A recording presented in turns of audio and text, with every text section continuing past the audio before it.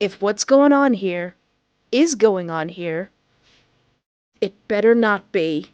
That's Jeff, and that's Jeff. We know it's you, Jeff. We know it's you. Where are we going? To my place. He didn't sound much like a doctor at all anymore. If anything, he sounded smitten. Doc? Doc?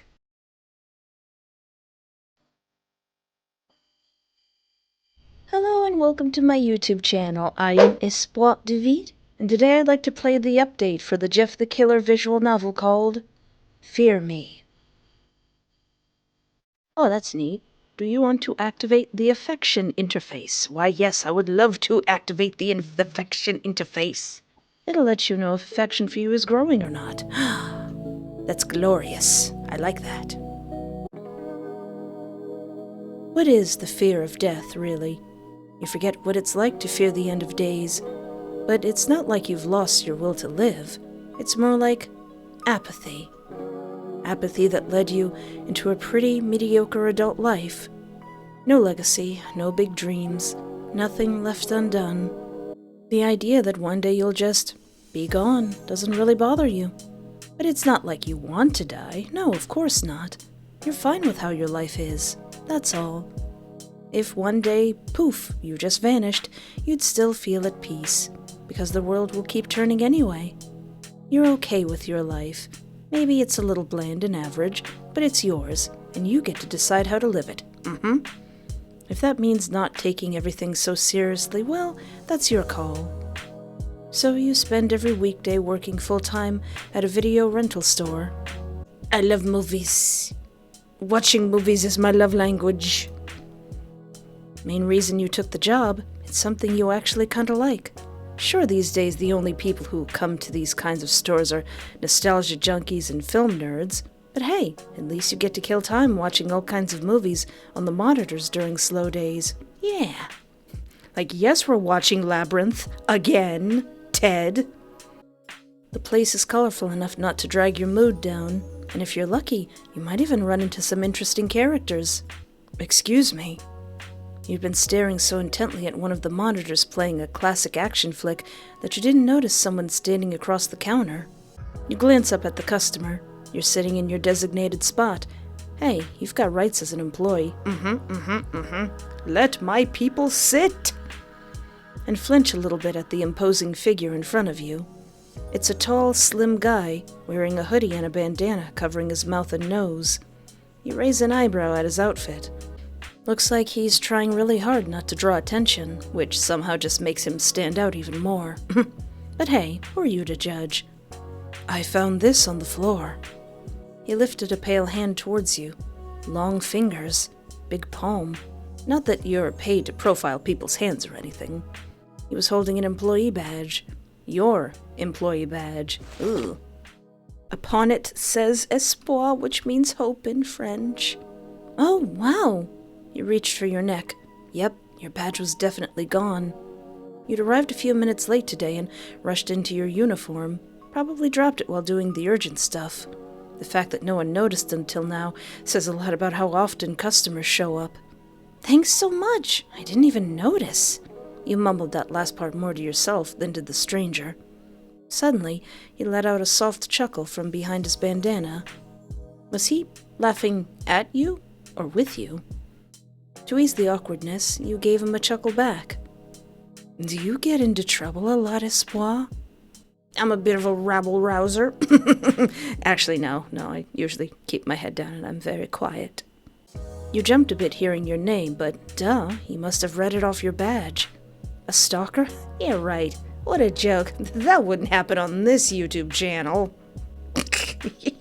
There's nothing that special about you for someone to be obsessed. Still, you definitely picked up on the guy's flirty tone. Either that or you're getting full of yourself.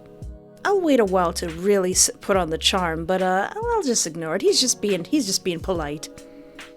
You don't have to worry about that. There's always that one customer who mistakes kindness for interest, but that's not on you. You're just doing your job. Name's Jeff, by the way. Huh? Felt kinda unfair that I only knew your name. Oh, right. Okay, that was awkward. And that's all I'm gonna know about him. Knowing me, every time he came in to rent Scream for the 16th time, I'd be like, "Hi, Jeff!" Come on, Espoir, you can do better than that. Well then, Jeff, what can I help you with? Don't think you came all this way here just to return lost property. Jeff leaned over the counter, just enough for his eyes to peek out from under his bangs. You instinctively leaned back a little from the sudden movement, but kept your polite customer service smile. I'm still deciding if I'll grab something or not. As a salesperson, you should be trying to sell him as much as possible, but something told you Jeff was lying through his teeth. You stared at him for a few seconds in silence, watching him pretend to think. What's with the bandana? What do you do for work? Are you seeing anyone? Well, he's very self-conscious about catching the flu, so that's what the bandana's for. What do you do for work, Jeff? Huh? What's that got to do with anything? Oh, are you a freelancer? What the? No. So you're unemployed? He's self-employed. Self-employed of, stabbing? Well, technically, yeah. You want a job here, Jeff? Actually, no. Hey, nothing to be ashamed of. Your chance will come. I don't want to hear that from you. Oh? And what's that supposed to mean? Both me and Espoir in the game say in unison. Figure it out yourself. Just 'cause I didn't want to flirt with you right off the bat, Jeffrey. Shifting away from the personal stuff, you slipped back into work mode. Want me to recommend something? That'd be nice. What kind of genres do you like? Jeff straightened up and stroked his chin thoughtfully, his voice muffled slightly by the bandana. I want you to recommend something you actually like. Let me tell you about Revolutionary Girl Utena the movie. What are your favorite genres? Fantasy, romance, horror, comedy, thriller, drama, musical, sci-fi. Where's cartoons? I like comedy. An optimist. Cute. Hey, I can't watch some of these movies. They make me too depressed. If the ending isn't super happy and all wrapped up like a 90s movies, I can't watch it. You felt like he was being honest, but not with the same respect he'd give a human. Well, so do you wanna... I just remembered. I've got the perfect movie at home. What? I just went out to see what was at the market, but I think I've seen enough. But suddenly, Jeff grabbed your hand and lifted it in a gentlemanly gesture. Jeff, don't you charm me. Don't you charm me, Jeff. You were speechless, caught off guard. Thanks for the service. The words got stuck in your throat as he stepped away from the counter and headed for the exit. Be professional? I'll be professional. I won't be overly friendly yet. Thanks for coming. Jeff didn't turn around, but waved goodbye with his hand. You stayed there for a while, trying to process what just happened. Looks like today was one of those days where you met someone eccentric, but the whole encounter left you feeling kind of weird. Was it because Jeff was covered head to toe? Something clearly suspicious. Something to watch out for? Though, all things considered, the conversation with him was pretty chill. You never felt in danger. Yeah, maybe he was just a weirdo. That's all. You'd rather believe that than think you ran into a fugitive on the run. Someone whose last name isn't the killer. But then again, after thinking about the guy for a while, you realized you haven't made a single sale all day. Tough luck, Espoir. Tough luck. I gotta get more people to watch Utena the movie. Your shift's over. You work full-time, so you always finish at night, but it's no big deal since you just live a few blocks away. In some ways, you're kind of lucky. I need you to come in at 10 tomorrow. We've got a new shipment coming in. Cindy was your manager, only because her dad handed the store down to her. She wasn't a bad boss, just not the warmest or most understanding. She spent most of her time holed up in the back office, and only came out when she randomly decided to show some interest in the job. But my shift starts at 12. I can't ask anyone else. The part-timers only come in on weekends. Are you at least paying me overtime? Yes, Cindy. I can give you gift cards. We'll negotiate. You let out a heavy sigh. Stuff like this always wrecked your day, which said a lot, considering your day was technically already over. All right, just know you owe me. Big time. At least you didn't have to close the store. This place gets creepy at night. Every place is creepy at night. And you know that because you watch a lot of movies. It's just common sense. You know what? Never mind. You grab your stuff and head for the door. See you tomorrow. Bye-bye. Cindy waved you off before putting her headphones on and disappearing into her music. At least she said goodbye. You took it as a sign that you exist in her world. You step out of the store and close the door behind you, taking one last glance at the sign that now says closed instead of open. It's part of the routine, saying bye to Cindy, letting her close the place up, and heading home. You've been living on your own since you started working. Life as a semi-functional adult in a capitalist world is tough, but you manage. Even though the street is well lit, the air still feels heavy and a little eerie as you walk towards your apartment. It's always been like this. You've got no reason to be scared of something you live with every day. Doesn't mean you shouldn't carry a bat or a cement brick bracelet holder. Suddenly, you hear fast footsteps behind you. You turn around, ready to react, but strong arms wrap around your neck and waist. You struggle, trying to break free. Then you feel it. Pressure in your stomach. What? What? Cold spreads from your gut to the rest of your body, and you could swear your insides are exposed to the air. My insides! Your body jolts as the blade goes through you, and that's when the pain hits. It hurts. It hurts so much. It's so overwhelming, you can't feel your limbs. Is this how you're gonna die? You always knew it would happen someday, but you didn't think it would hurt this bad. Who could have done this to you? Something this cruel. Did you even deserve it? You weren't a saint, but you never thought you were a bad person. I probably wouldn't be thinking, oh, what could be the cause of this? I'd be thinking, oh, I'm gonna make somebody pay. The last thing that crosses your mind is that Cindy's gonna need someone else to receive her shipment tomorrow. Aww. Ending 1. You didn't catch his attention. I was being professional. Making sure this all works, 'cause if it doesn't, I'm gonna cry and have to record all this again. And I don't wanna do that. What's with the bandana? That seems a bit rude, but you were kind of rude to me, running up and stabbing me. Why do you want to know? Curious? Does it hurt? I'm just curious. I've got scars. They're not exactly pretty. Looks like you hit a nerve. Oh, I'm sorry, Mr. the Killer. Does it hurt? Yeah, does it hurt? Do they hurt? Not anymore. You're usually not one to pry, but you'd already started a conversation with him. You couldn't just pretend not to care. So not flirting with him in the beginning, but, you seeing anyone?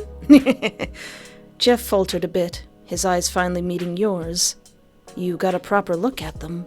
Light blue, like a sky with thin wispy clouds. Lucid blue, I would say. You knew there were tons of shades of blue eyes, but you were pretty sure you'd never seen any this pale. Jeff stayed silent for a few seconds, recovering from the initial surprise, then tilted his head with a teasing smirk. So what if I do? That'd be fine.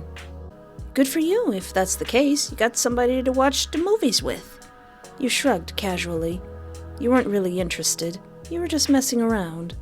His shoulders slumped a little, and you think you heard him sigh. Aw, do you want me to be interested in you? Now, I guess my fourth or third favorite kind of movie is romance. So you're one of those. Is that a problem? Nah, not really. He paused for a second. It's just kind of, naive genre. Exactly. I'm very naive. I want everything to be happy in the end. Maybe to you, but I think it's great. Whatever you say. I kind of like sci-fi. Sci-fi's pretty cool. So you're a nerd. Yes. That's such a tired stereotype. That's what a nerd would say. Shut up, nerds are hot. Okay, you're done with this topic. Now, obviously, he probably likes thriller and horror, but what about fantasy? Oh, how sweet. You weren't sure why, but you definitely felt the sarcasm. What? What? You never felt a chill from watching The Hobbit? Alright, what if I lie through my teeth and say, oh yes, I love horror. I just love horror. Oh yeah? What's your favorite subgenre? Subgenre? Subgenre? I mean, I guess we are having a conversation about this. Slashers, oh, I bet he'd love that. Let's see. Well, since we're lying through our teeth, I sure do love... Let's see, which one do I hate the most? Body horror. I sure do love body horror. So you're one of those. What? One of those what? You know. No, I don't know, Jeff, because I actually despise body horrors. He looks around discreetly before leaning in towards you. You lean in too, ears open for what he's gonna say. Potential killers. Am not. You frown until you notice Jeff's shoulders shaking. Oh, you. You cross your arms, annoyed, not really appreciating his tease. Alright, now that we've bonded a little bit over horror, what if I be friendly and say come back again? Maybe next time we'll find something you like. Jeff didn't turn around, but waved goodbye with his hand. Bye, Jeff. Don't stab me! He stabbed me. We're off to a good start, Jeff. Alright, looks like I'm gonna have to turn up the charm to not get stabbed. Flirt back. Why? You gonna come save me again? Under the guy's bangs, you thought you saw his eyes light up. Might have just been your imagination. Maybe. You give a faint smile at his vague reply. Aww. You don't usually flirt with customers, but there was something about this guy that made it feel like you were stepping into a game. A visual novel, perhaps. You weren't sure if you wanted to play along yet, but it wasn't off the table. Name's Jeff, by the way. Felt kind of unfair that I only knew your name. Oh, right. So, Jeff, you seeing anyone? Jeff faltered a bit, his eyes finally meeting yours. You got a proper look at them. So what if I do? That'd be a shame. And couldn't you be a little more shareable? You rested your chin on your hand, flashing a sly smile. Jeff cleared his throat through his bandana, and you had a strong suspicion he was stifling a laugh. Hey, at least you got a reaction. Shifting away from the personal stuff, you slipped back into work mode. Oh yeah, what if I say I like thrillers? Do I like thrillers? I think I like thrillers more than I like horror. Oh, we got 3 points. Yeah, I get it. I like that genre too. It's cool how tension and suspense build with twists that keep you hooked until the end. Yeah, it's okay for me. Looks like Jeff's interest in thrillers was pretty limited. Well, so do you wanna... I just remembered. I got the perfect movie at home. What? I just went out to see what was at the market, but I think I've seen enough. Wait, were you actually looking for me, Jeff? Jeffrey! Be friendly, 'cause we want them don't stab me points. Come back again. Maybe next time we'll find something you like. And maybe next time you can convince me to watch a horror movie. Wait, what? Ah, Jeff! Ah! How dare you stab me again? Didn't catch his attention. We bonded. Alright, what if I lie? It's not entirely a lie. And say I like slashers. Hey, I'm a big fan of Matthew Lillard. Huge fan of Matthew Lillard. Oh, that one's my favorite too. Really? I never would have guessed, Jeffrey. Yeah, it's awesome. It mixes tension and action in a way that's super engaging. It also gives you that intense feeling, tapping into the most primal fear, being chased. Yeah, I guess. You don't think so? No, I do. I just don't share that fear personally. I like the suspense when characters get hunted down or killed, but not because I'm afraid it might happen to me. Anyone would be scared of being chased by a killer. I know, it's just not something I relate to. Jeff muttered something, but you didn't quite catch it. Jeff? Did you say something? Nothing in particular. Well, so do you wanna... I just remembered. I've got the perfect movie at home. So our conversation meant nothing to you, Jeff. Come back again. Maybe don't stab me this time. It's always been like this. You've got no reason to be scared of something you live with every day.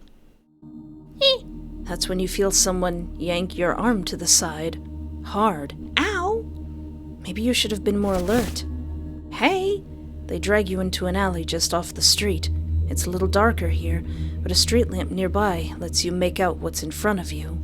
The sudden movement disorients you, and you're slow to react. What the... You're cut off by a light blow to the side of your head. The person has you pinned against the brick wall behind you. From the corner of your eye, you catch a glimpse of their arm, a familiar white sleeve stretching into your blind spot. You're done playing dumb. You finally lift your head to see who's cornered you. You've got a pretty good guess. Jeff? Jeff! We bonded. Come on, Jeff. We bonded over our mutual love of Matthew Lillard. Hey again, Espoir. Oh, hey, Jeffrey. How you doing? Fancy meeting you here. Uncertainty creeps in at the sides of a pale face covered in raw red sores. Jeff had removed his hood and bandana, revealing his face. His skin was mottled with colors and textures, his nose sunken as if it wasn't even there. Those milky blue eyes sat deep in shadowed sockets, and you're sure he hasn't blinked even once. Jeff also probably has to carry around a bottle of eye drops in his little jacket pocket. Cause he can't blink and moisturize his eyes. But what really caught your eye was the scar that sliced across his mouth. It didn't look clean at all, and the way it twisted his expression made your stomach churn. You'd figured maybe he was hiding some facial scarring to avoid stares from strangers, but seeing it now, you actually felt a flicker of pity for whatever had happened to him. Jeff, what are you doing? The situation was clearly not in your favor, so your brain scrambled for a way to flip it. You know, you could have just asked me out. Jeff let out a dry chuckle. Still with the attitude, huh? Hey, I was just being a silly Billy, Jeffrey. Then he pulled something from the pocket of his hoodie. A knife. And some eye drops. He ran the cold blade gently along your left cheek, careful not to cut. You clamped your mouth shut, fully realizing how serious this was. What's so fun about a simple date when I can watch a show right in front of me?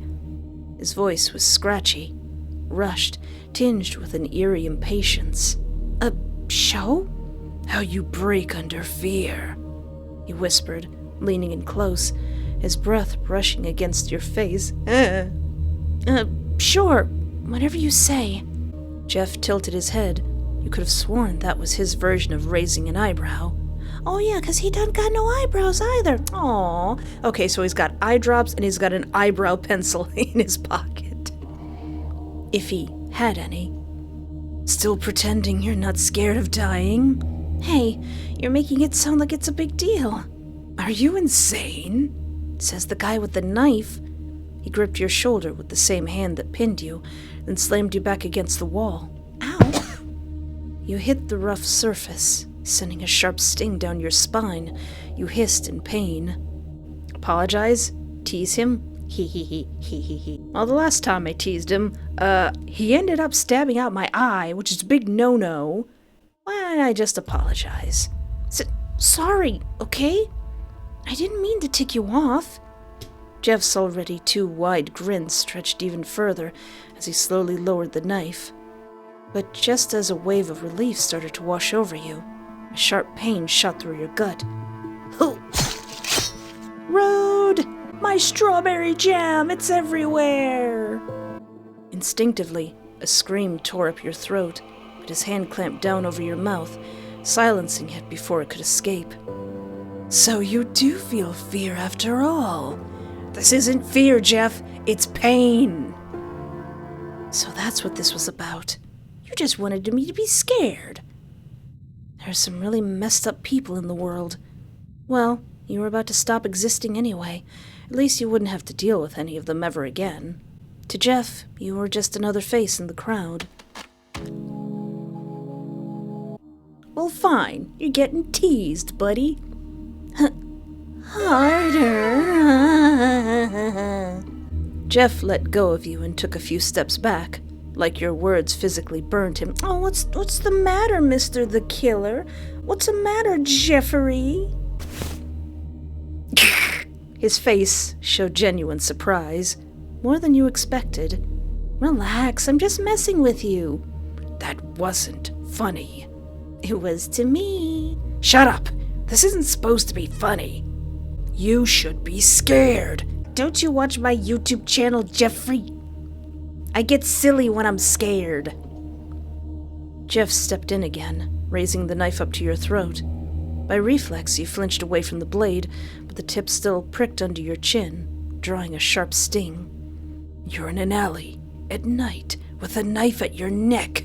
So let me ask you again. Are you scared? No. Oh, all right, fine. I'm so scared, Mr. Jeffrey the Unaliver. I'm so scared.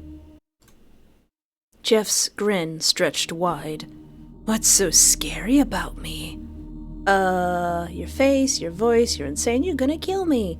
Your face is pretty unsettling, my dude. It's pretty unsettling. My face? You're not the first. I know. Let's play a game. Play... What? Wait, is this gonna end up like last time, Jeffrey?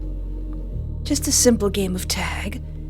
Oh yeah, sounds real fun. What happens if I win? Jeff? What happens if I win, Jeff? Jeffrey! I'll let you go. I think you're lying. That's what I want you to think. All right. Perfect. Jeff let you go, and you took a few steps back. I'll give you a 10-second head start. 1. You didn't wait. You bolted towards the mouth of the alley, legs trembling beneath you, but you forced them to move. You weren't trying to be anyone's murder victim tonight. If you were going to die, you'd prefer it be painless. 2, 4, 6... What? The bastard's counting wrong, hey! We do not count in twos here. Of course he was. What were you expecting? Honesty from him? You dashed out of the alley, your shoe slipping on the pavement in your panic. You nearly fell, but adrenaline kicked in and shoved you forward. Go right, go left. I can't remember. Right. You're running back towards the video store. Cindy should still be there. You could ask for help, find shelter inside, or I don't know, get stabbed. You reach the door and try to open it. Locked. You slam your fist against the glass, not caring if you break it. Cindy! Open up, hurry! There's a early 2000s creepypasta dude trying to get me! Your racing heart skips with hope when you spot her among the movie racks. But the hope crumbles. She's mopping the floor, earbuds in, dancing to her music. This is such a slasher thing to happen. Cindy! You biscuit, open the door! Your screams go unheard. She keeps grooving, completely oblivious. It's not the first time Cindy let you down, but this time it hurts so much more. Cindy, I want you to come to my funeral. I want you to be one of the people holding my casket, so you can let me down one last time. You're it. Ah, rude. I want a do-over! You hear that mocking whisper right by your ear, but you don't even get the chance to turn around. You're slammed into the glass door and feel a sharp, agonizing pressure in your right side. Cough! Blood rushes up your throat, splattering the glass in front of you. Now you gotta clean this, Cindy! Thought this would be more fun. Whatever. You can't think. The blade's gone now, but it leaves behind a gaping wound. Something warm spills down your leg. You instinctively press your hand to your side, trying to stop the bleeding. You can't. It's too much. All of my raspberry jam on the side of the road. Your body is released, but your legs give out. You slide down the door, collapsing into the pool forming beneath you, fed by your own blood. Your vision blurs. Your eyelids grow heavy. What? Espoir! Cindy, I may be dying, but just know that I'm giving you the most bombastic side-eye that has ever been given. At least Cindy noticed in the end. She was a mess, but you'd hope she'd do better than this. You lost Jeff's game. Is there a way I can win it? All right, Cindy, why don't we go left? If you could make it home, you'd be safe. You sprint forward without daring to look back, cold air slicing into your lungs, your heartbeat pounding in your ears. Almost there, just a little more. Gosh darn it. Suddenly, a crushing weight slams you to the ground, pinning you face first to the pavement. Ah, that was fun! You freeze at the sound of Jeff's voice, then thrash behind him, trying desperately to shake him off. Tisk, tisk, be a good loser, Espoir. What? You cheated! You didn't count right! Yeah! Doesn't really matter. It totally matters. Am I the only one who gives a crap about the rules? He grabs you by the hair and yanks your head up, drawing a sharp cry of pain from your throat. The cold, unforgiving edge of the knife presses against the exposed skin of your neck. But we played your game. That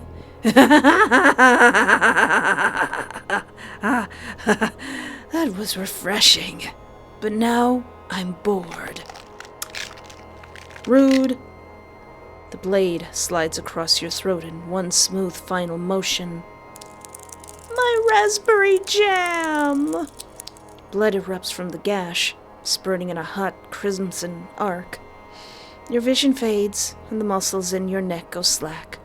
His grip on your hair loosens. Your head drops into the growing pool of blood beneath you. You can't see anymore, but you can hear his footsteps slowly walking away. Is this really how it ends? It's not fair to be discarded like this. You would have preferred to die some other way. You bored Jeff. Rude. So let me ask you again. Are you scared? Stay silent. Your gaze drifted off to the side. You didn't really know what to say. His face? Yeah, you were scared. Dying? Not really. But no answer felt certain. Nothing you could say felt true. Jeff must have seen the hesitation, and he clearly didn't like it. Nah. Jeff straightened up over you, studying you in silence. His face was strangely expressionless. You figured it was because, with his mouth torn up the way it was, he was stuck with the same twisted look forever. Suddenly, you felt a crushing grip around your neck. It was hard to breathe. Your hands flew up instinctively, grabbing Jeff's arm, your body's desperate attempt to fight back. Fear me! No.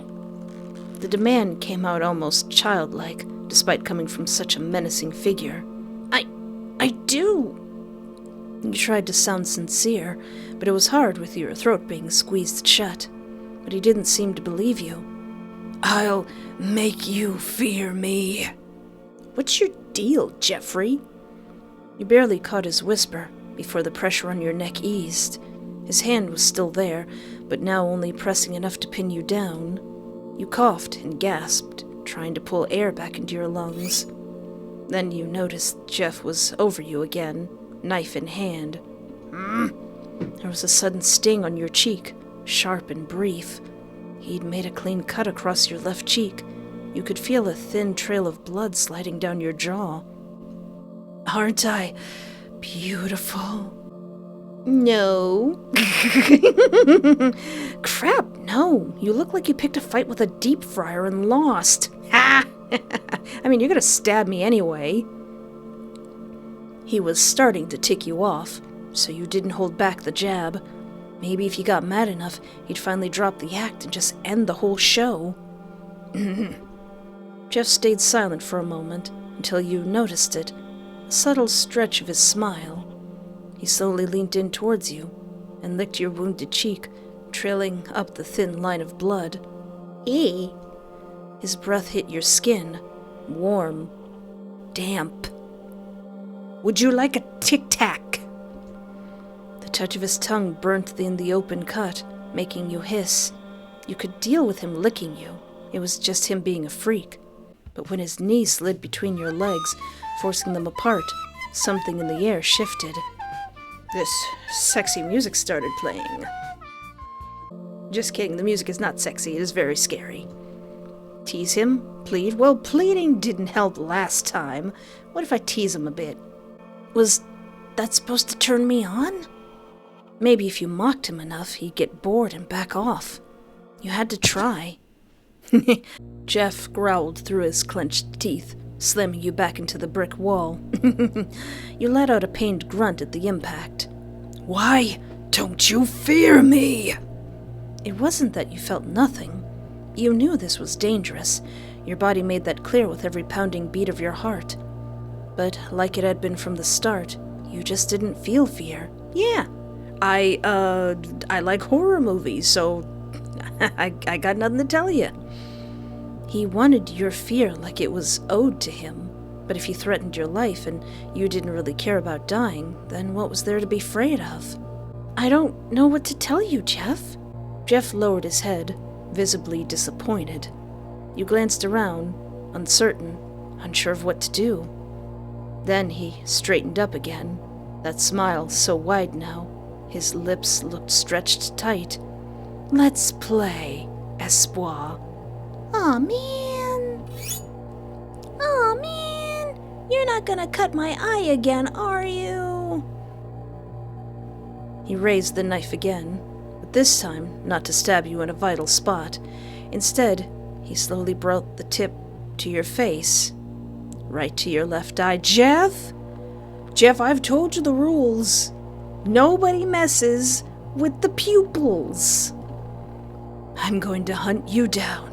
Each time I catch you, I'll hurt you. Each time you evade me, I'll back off, just a bit. Jeff's eyes twitched, almost completely white, like two burning spotlights in the dark. Wait! You lost the first round, Jeff declared, and pushed forward. Rude! The blade sank into the corner of your eye, right near the lid. You screamed with everything you had until your throat felt like it was torn apart. Blood poured out like a tiny cascade, and your body jerked, spraying droplets. Jeff laughed, delighted by the reaction. Then he pushed the blade deeper, sinking it into the soft flesh of your eyeball. Jeff laughed, delighted by the reaction. Then he pushed the blade deeper, sinking it into the soft flesh of your eyeball. This is beyond rude, Jeff. You know I don't like people messing with my eyes. You choked on your own spit, nearly vomiting from the overwhelming pain. Your hands flailed against his chest, but he didn't budge. Jeff twisted the handle violently. Unnecessarily rude, Jeff. The knife still lodged in your eye.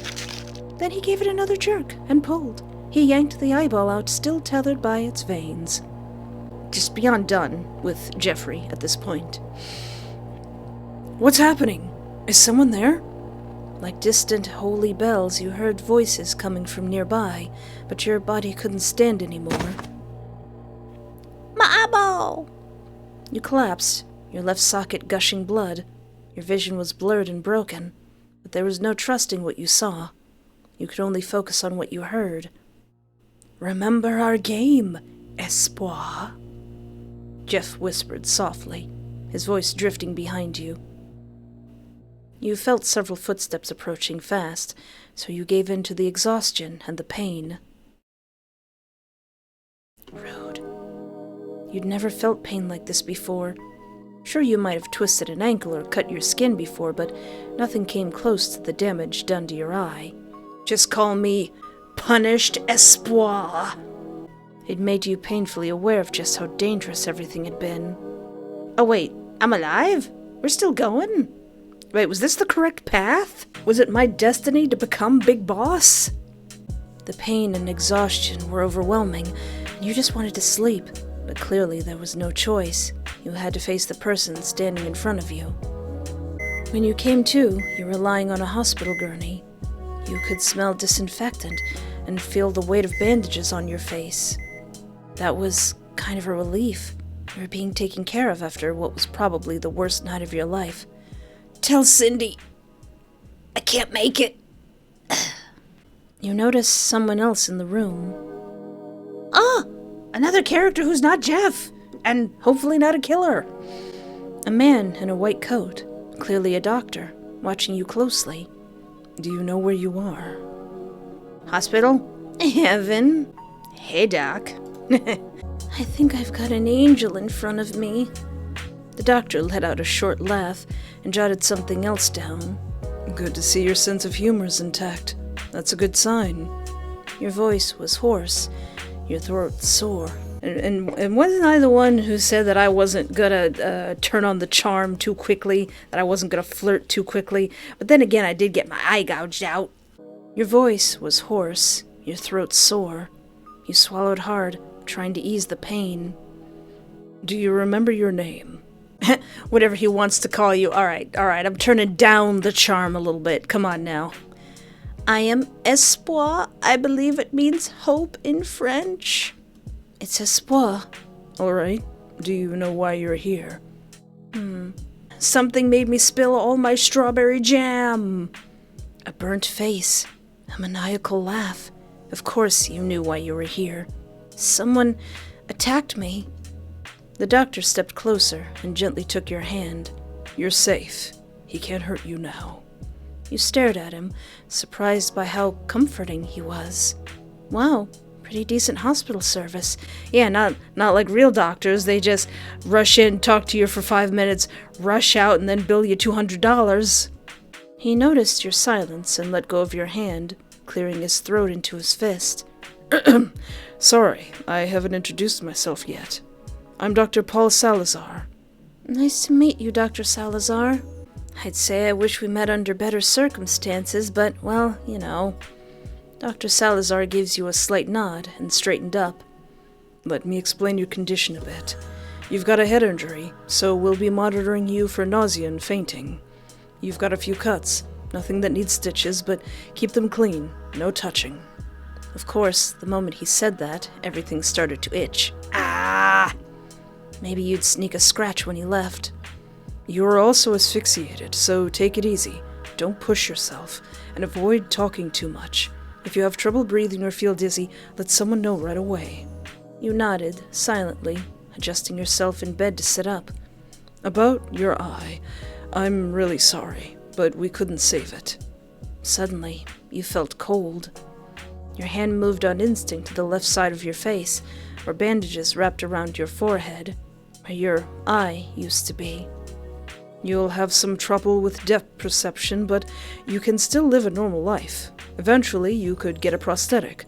For now, what matters most is healing properly." Dr. Salazar noticed how quiet you went and leaned in closer.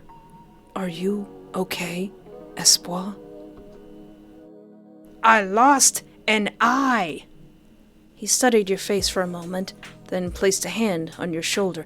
"Jeff could have did anything else. He could have cut off my finger. He could have cut off my gams. He could have cut off my ear, but no.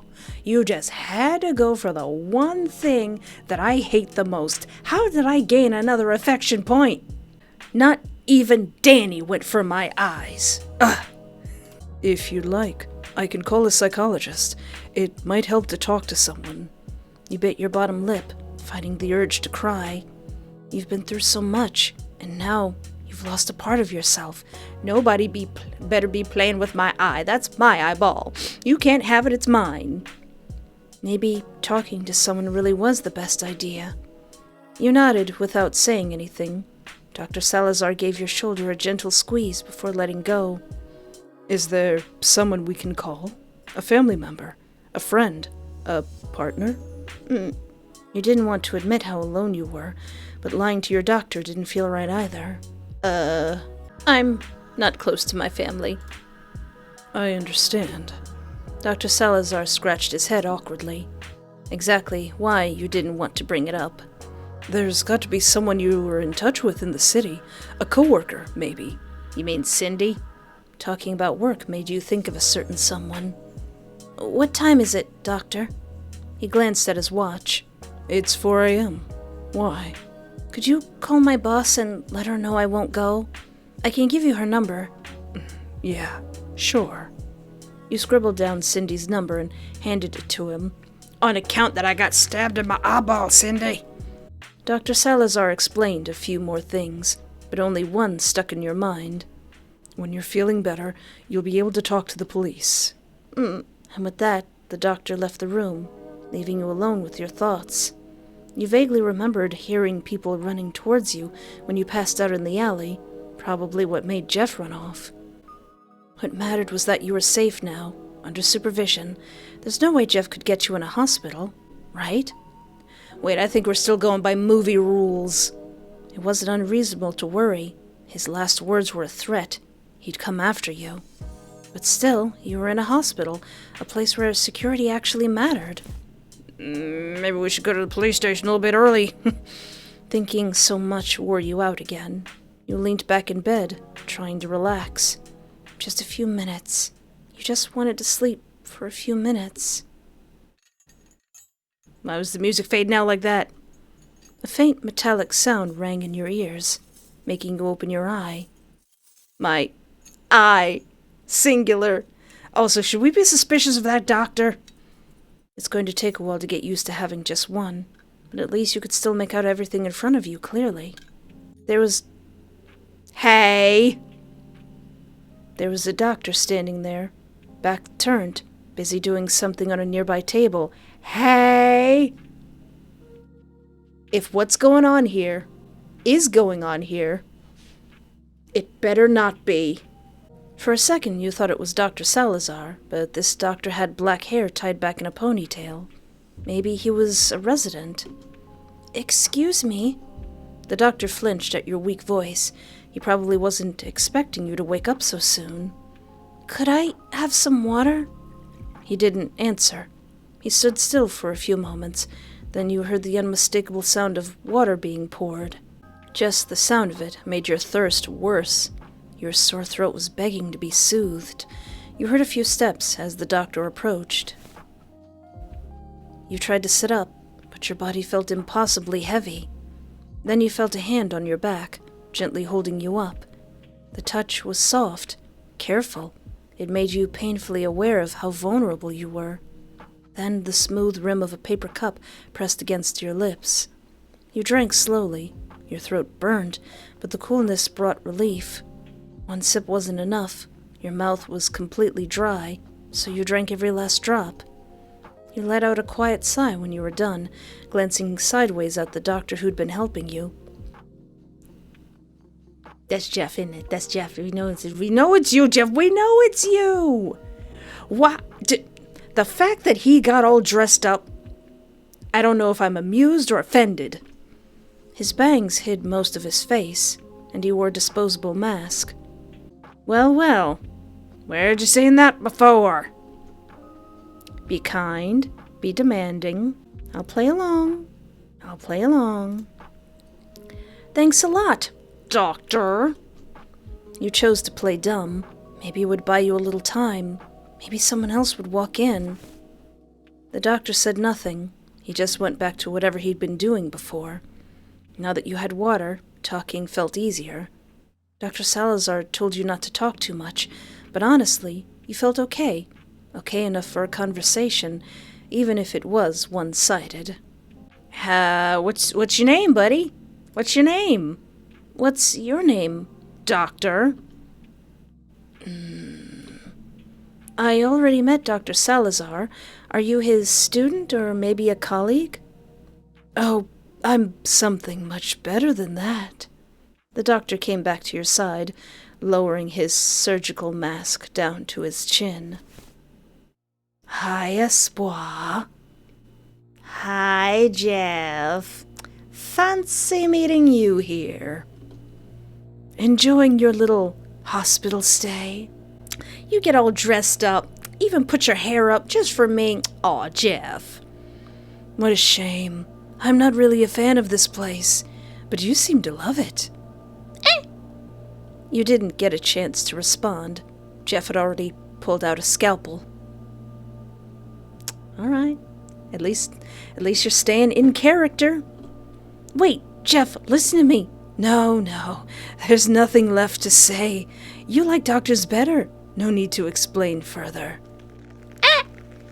Jeff thrusts his arm forward, driving the scalpel straight into your throat. My moistened throat! You choked on your own blood, gurgling, unable to scream or even speak. I'm not as skilled as a real surgeon, Jeff whispered right into your ear while you gasped for breath, coughing up blood and strawberry jam. But what I lack in skill, I make up for in passion. The scalpel dragged downward, slicing from your neck to your collarbone. It split your skin open like a zipper, so deep you could feel metal scraping against bone. He laughed, gleeful, delighted by the sight of you writhing in pain, while blood poured from your neck, soaking the hospital gown you wore and the sheets beneath you. It hurt, but not as much as it should have. There was a tingling in your wounds. You were probably still on painkillers. Thank God. Sure, getting your throat slashed open with a scalpel wasn't exactly how you wanted to go, but at least you didn't have to feel all of it. Maybe someone would catch Jeff once they found your body. He was still standing there beside you, laughing like the lunatic he was. In the end, did he kill you just because you were kind to the doctors? I only flirted once. Was he jealous, maybe? Aww. Nah, no way. He probably just really hated hospitals. Is that part of his lore? Ending 2. No doctor could save you. Dr. Salazar noticed how quiet you went and leaned in closer. Are you okay, Espoir? I'm fine. I'm good. I'm just dandy. Ha ha. It's just one eye. I've got another one. Dr. Salazar didn't look too convinced by that, but he didn't push it. All right, listen. Totally not Jeff. Be demanding. How many years of med school did it take to learn that unconscious patients need water, Doc? Yeah.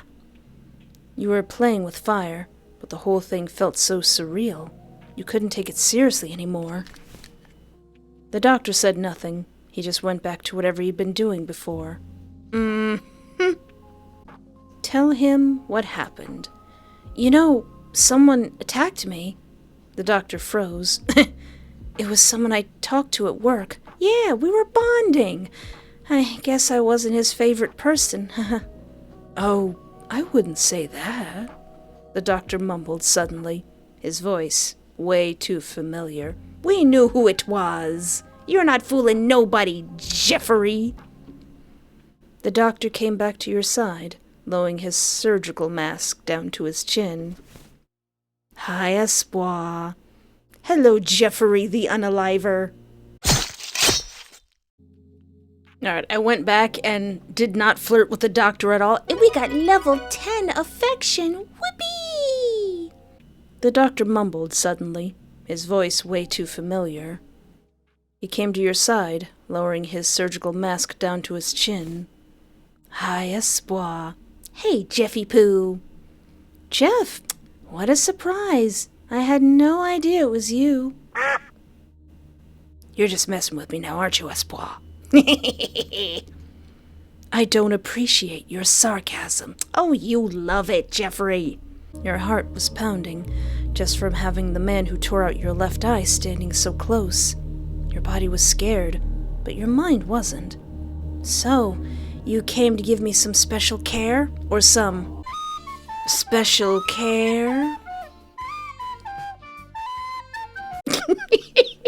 Jeff chuckled under his breath and pulled a syringe from his pocket. Oh, doing a syringe now instead of the scalpel, getting fancy on me. Something like that. Wait, what are you doing? He brought the syringe to your IV line and injected it straight into the tube.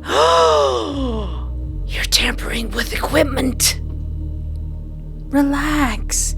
It won't kill you. Just gonna make you feel a bit restless. The moment he said it, your heart started racing. Your breathing quickened, like you'd just run a marathon. You instinctively grabbed at your chest, clutching the thin hospital gown. Ah, you bastard! That is creative, though! Is Jeff the Killer supposed to be this creative? Tisk, show a little respect for your doctor. Jeff reached out and gently grabbed your chin between his fingers, lifting your head so he could look you in the eye. Feeling weak and drained, you couldn't resist. You didn't even have the energy to call for help or pull away. Remember, this is a game. I'm in a hospital. How do you expect me to run from you? You're such a cheater. You gasped in frustration. You could barely even form words. Consider it a warning. Jeff shrugged like it was no big deal. Suddenly, an alarm went off, and you heard rapid footsteps approaching from the hall. That's my cue. Jeff pulled his mask back over his face and stood up. You better step up your game. Would be a shame if you ended up boring me, he said before disappearing into the rush of nurses and doctors flooding the room. We've got critical hyperkalemia. IV calcium gluconate, 10 milliliters and 10%. Slow push, now. Doc, there was a dude in here. He just left. Go get him. Amidst the flurry of commands and medical jargon, you spotted Jeff slipping away unnoticed, like nothing had happened, hidden in plain sight. Was it really that easy for him to get in here? Either Jeff had some freakish ability to go unseen, or this hospital was run by idiots. You hoped it was the first one. Either way, they treated you quickly. You were already feeling a lot better. If you see signs of kidney failure, initiate emergency dialysis. Dr. Salazar was giving instructions to another doctor. You now knew for sure he was a resident. The resident nodded and left, leaving the two of you alone. Dr. Salazar rubbed his temples and stepped up to your bed. His expression was full of concern, and you found yourself looking away, feeling guilty. Hey, none of this was my fault. Espoir, you suffered a severe case of hyperkalemia. Do you have any idea what could have caused it? You bit your lower lip at the question. You were struggling with yourself, unsure if you should finally tell someone about Jeff. Yeah, tell the doc. It would be hilarious if this introduced another creepypasta serial killer and it's the doc. But the way he'd acted so quickly, the care he'd shown, he was trustworthy. The truth is, my attacker came back. He did something. He put something in my IV. Dr. Salazar's eyes widened in shock, then lowered, full of regret. I'm so sorry, Espoir. This place was supposed to be safe. I failed you. You reached for his hand and gave it a soft squeeze, trying to offer a reassuring smile. It's not your fault. I know you're doing your best. Plus, you're a doctor. You can only, be with your patients for 5 to 7 minutes. Dr. Salazar looked quietly at your hands, gently rubbing his thumb across the back of yours. You couldn't stop your cheeks from heating up, just a bit. Hee. This isn't exactly a standard solution, but I can get you out of here, somewhere safe. Just give me a big, beefy bodyguard. That didn't sound very professional. He didn't sound much like a doctor at all anymore. If anything, He sounded smitten. Doc? Doc? Doc, hold on a second. I was just joking when I said, what if another slasher/love interest popped up? Doc? But you didn't trust the hospital anymore. Anything else sounded better than staying here. Let's do it. Dr. Salazar quickly filled out the discharge paperwork, handed you your clothes, and wheeled you through the hospital corridors. Where are we going? To my place. Wow, at least buy me dinner first. I mean that. I'm starving, and I would like crab cakes, please. Dr. Salazar chuckled softly behind you as he pushed the wheelchair. I did perform surgery on you. I think we skipped a few steps. At least you two could still joke around. I was serious about those crab cakes. Also, where are you taking me? You reached the elevator. Dr. Salazar rolled you in, positioning you with your back to the doors. What time is it? It's 7:30 a.m. By the way, I called your job. That boss of yours is something else. She'll manage. You both went quiet as the elevator doors opened. You waited, expecting someone to step in and press a button, but instead, you heard a muffled noise. A struggle behind you. Jeff! That better not be you, Jeff. That better not be you. Just let me get kidnapped by a sexy, sexy doctor. Again! You looked at the mirror in front of you and froze. Dr. Salazar was gone. Aw, man! The elevator doors were wide open, showing a dark hospital hallway. Doctor? You called out, hoping for an answer, but nothing came. What a shame. Gosh darn it, Jeff. I was hoping for an unexpected secondary love interest, but no. That voice made your whole body tense. Jeff? Who's cheating now? You shut up, Jeff! Ah, my sexy, sexy doctor! Gosh darn it, Jeff! You took his raspberry jam! Jeff stepped into view, just outside the elevator.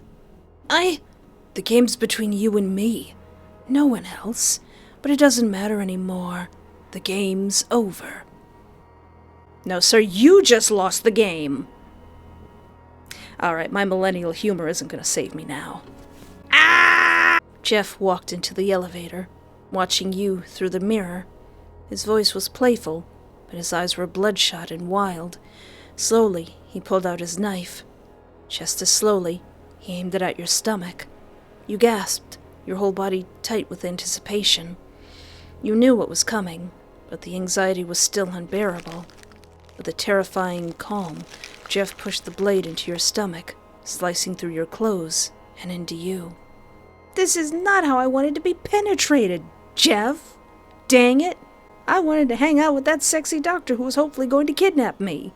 You doubled over in pain, but Jeff grabbed you, forcing you upright by wrapping his arm around your neck. You felt his breath through the mask, brushing against your ear. You clenched your teeth so hard it hurt. Shh. Go to sleep. All right, everyone. He said it. We can go home now. Gift bags at the door. He said it. He said the thing. He said the thing that he says because he's Jeff the Kidder. He said the thing. He said the thing. He said it. He whispered, pushing the blade deeper into your body. The pain was so intense, you couldn't even scream. By the way he held you, like in a twisted embrace, whispering soothing words, gave you the feeling that, in some sick way, he was being gentle. He could have been more cruel. Maybe he was being merciful, because you had been his little playmate for a while. Ending 3. You didn't play along. You didn't say that I couldn't tell nobody. That wasn't in the rules, Jeff. Am I the only one who gives a crap about the rules? Man, if I had a nickel for every time I had to keep my killer, stalker, love interest to myself for fear of getting another cool character killed, I would have a countless amount of nickels. Keep it to myself. You decided it was better to handle this on your own. The fact that Jeff had managed to sneak into a hospital and inject something into your IV under supervision told you everything you needed to know. You weren't safe here. I don't know. I was unconscious the whole time. Dr. Salazar leaned closer, resting one hand beside your head. Whatever happened, you can trust me. Yes, but can you trust me, Doc? Yeah, no. You managed to survive this long on your own. You could keep doing it. Call it a gut feeling, but something told you Jeff wouldn't strike again just yet, which meant you had time. Time to think. Time to plan. He didn't hurt you as badly as before, so he probably meant it when he said this was a warning. A warning of what he could do, and it was up to you to make sure it didn't happen. So, no, you had no reason to trust a doctor you barely knew. Doctor, I'm telling the truth. Dr. Salazar stared at you for a few moments, clearly unconvinced. Then he sighed and stepped back. All right, try to get some rest. They'll come by to ask you some questions in a few hours. You nodded silently, but unlike before, the doctor stepped out and called someone from the hallway. A nurse came in quickly. Keep an eye on the monitor. Any changes, alert me immediately. The nurse nodded and stayed by your bedside, close to the heart monitor you were hooked up to. Clearly, Dr. Salazar didn't trust leaving you alone anymore. I'll be checking in on you periodically. You weren't sure if he was talking to the nurse or to you, but you nodded anyway and let your body sink into the bed with a tired sigh. Surviving a sadistic killer was exhausting. Wait, did we do it? Are we alive? Did we make it? Yay! We made it! We live to see maybe a few more hours. More content in development. This was a demo update. I truly appreciate your support for this project. Thank you for playing. Oh, Jeff, you silly, silly man. Well, that was the current update for the demo for Fear Me.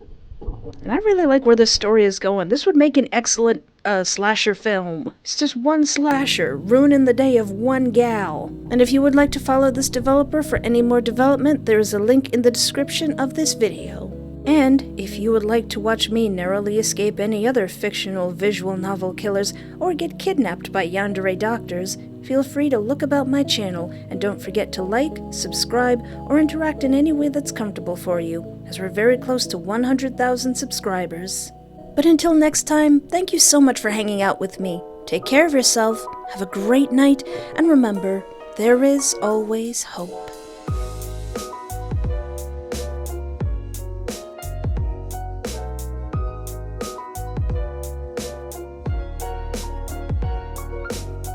Gosh darn Jeff the Killer making me spill all my raspberry jam.